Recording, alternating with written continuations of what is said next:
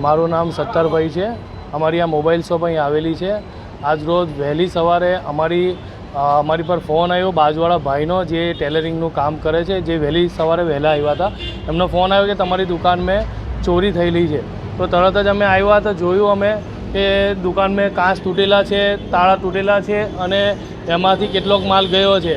Laptop, extra accessory થઈને બધું લાખની ઉપરનો માલ ચોરી થયેલો છે। અમે ફૂટેજમાં જોયું છે તો એક જ વ્યક્તિ છે જે કટિંગ કરીને તાળા અને હથોડાથી ગ્લાસ તોડીને અંદર એન્ટર થઈને ચોરી કરેલી છે।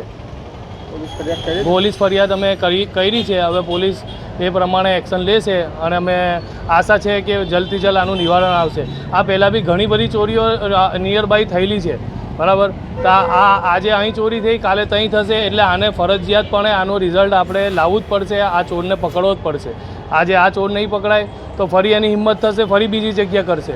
એટલે એ પ્રમાણે અમે અપેક્ષા રાખીએ છીએ સાહેબ, જે પોલીસ સાહેબ છે, અમે ફરિયાદ કરી છે તો આનું એક્શન લઈ અને આ ચોરને જલ્દથી જલ્દ પકડે।